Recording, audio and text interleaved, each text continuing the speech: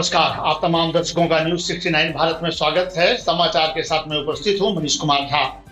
लगातार हम आपको दिखाने का प्रयास कर रहे हैं समाज उपयोगी समाचार क्या है और कैसे हम समाज में शांतिपूर्ण ढंग से रह सकते हैं। हम वही समाचार आपको दिखाते हैं जो प्रत्यक्ष तौर पर आपके जीवन से जुड़ा हो, जो समाज से जुड़ा हो। आज हम चर्चा कर रहे हैं बच्चा चोर पर। यह चर्चा करना इसलिए जरूरी है क्योंकि अफवाह फैल रहा है कि बच्चा चोर विद्यालय के आसपास घूम रहा है, गांव और शहर के आसपास घूम रहा है। वास्तविकता क्या है, यह जानने का मैंने प्रयास किया है। अभी हम आपको पहले दिखाते हैं कि किस तरह से न्यूज़पेपर में फेक न्यूज को भी आसानी से पब्लिश कर दिया जाता है, जिससे जनता भ्रमित हो जाती है। पहले यह देखिए कि इस न्यूज़पेपर में क्या आया है, इसके बाद हम विस्तार से जानकारी प्राप्त करने का प्रयास करेंगे कि इसमें कितनी है सत्यता।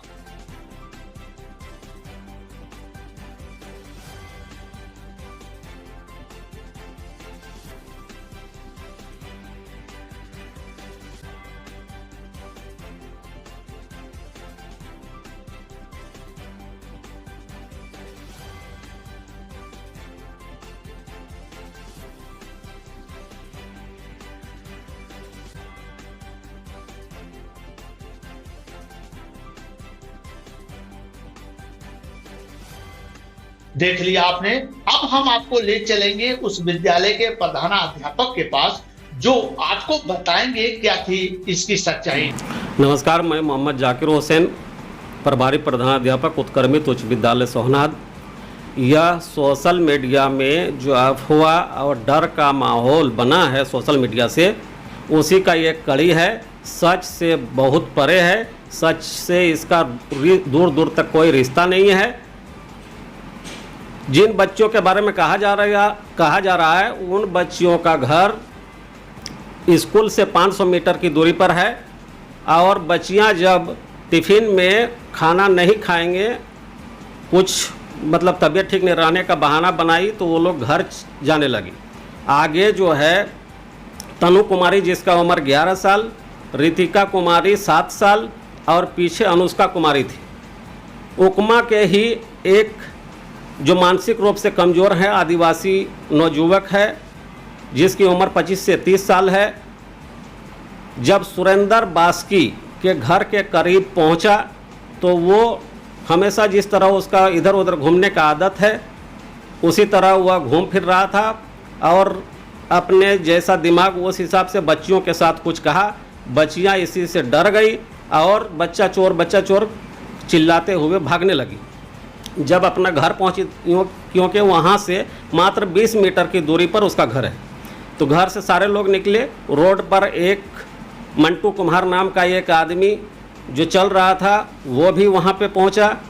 सुरेंद्र बास्की के घर के सामने जो घटना घटित हुई थी, वो भी निकला तो देखा कि वो पगला आदमी दौड़ रहा है। आज सुबह बच्चों के अभिभावकों को बुलाया गया और सामने पूछा गया, तो तीनों में से 2 बच्चियां बोल रही जो कि साथ साथ चल रही थी।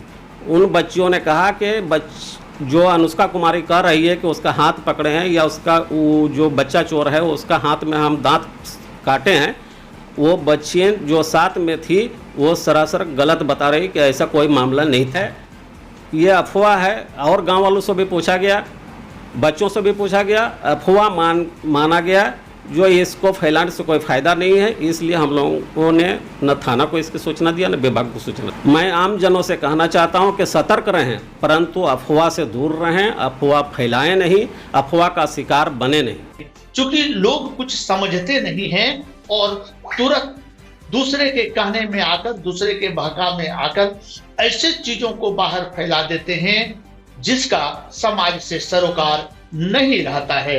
अब हम आपको बताने का प्रयास करते हैं कि अभी के समय में मीडिया का रोल क्या है और क्या स्थिति बनती जा रही है। लगातार आपने गोदी मीडिया का नाम जरूर सुना होगा। जब से रवीश कुमार ने नाम दिया है, तब से यह प्रकाश में आया है और लोग आसानी से इसका उपयोग कर रहे हैं।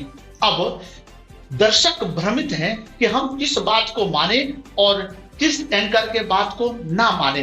तो इसके लिए सबसे जरूरी यह है कि जिस समय आप समाचार देखने बैठे हैं उस समय अपना ब्रेन स्वतंत्र रूप से खुला रखें। आप जज करने का प्रयास करें कि जो हमें परोसा जा रहा है उसमें सच्चाई क्या है। ठीक, यह जरूरी हो जाता है दर्शकों के लिए कि पॉजिटिव और नेगेटिव दोनों को समझते हुए निर्णय लें कि हमारे देश में हो क्या रहा है।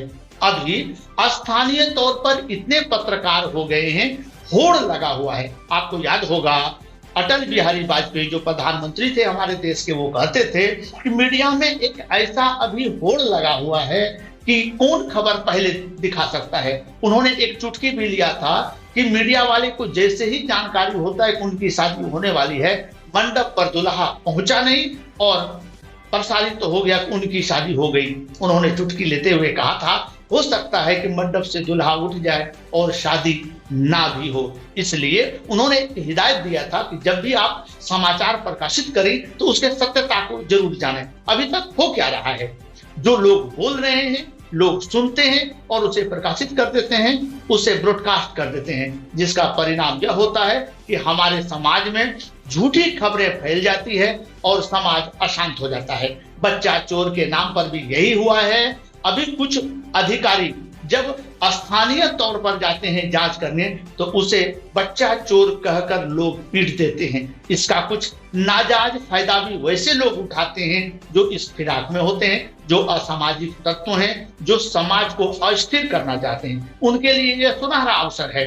जिसे भी वो दुश्मन मानते हैं, जो अनजान हैं, जो अधिकारी हैं, जो दूसरे जगह से आए हैं, उन्हें बच्चा चोर का नाम दे दिया जाता है। बस क्या, पब्लिक में हवा पहले से चल रही है और वही होता है जो वह चाहता है।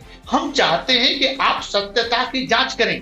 यदि कोई विक्षिप्त या कहीं बाहर से अतिथि आ रहा हो, उसे जानकारी ना हो, क्या उसे बच्चा चोर कहकर पीट देना न्याय है? क्या आप कभी दूसरे जगह नहीं जाते हैं जो अनजान होता है? क्या आप पता पूछकर अपने रिश्तेदार के यहाँ नहीं जाते हैं? अपने दिल से प्रश्न पूछिए, उसका जवाब ढूंढिए। फिर यदि कोई अनजान आदमी मिले तो उनसे बात कीजिए, उनसे पूछिए। संदेह होने पर आप पुलिस को सूचना दीजिए। तमाम जितने जिले हैं वहां के जो एसपी हैं, एसएसपी हैं, लगातार आग्रह कर रहे हैं कि बच्चा चोर महज एक अफवाह है।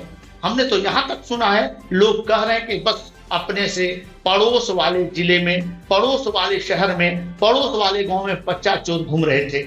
हकीकत कितना है यह तो आप भी जानते हैं और पुलिस भी जानती है।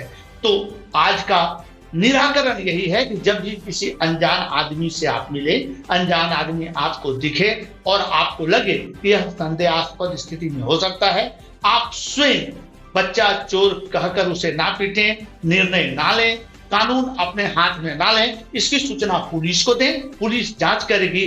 हो सकता है वह व्यक्ति निर्दोष हो जिसे आप पीटने का मन बना रहे हैं। दूसरे समाचार के साथ फिर हम होंगे उपस्थित। अभी के लिए हमें अनुमति। नमस्कार।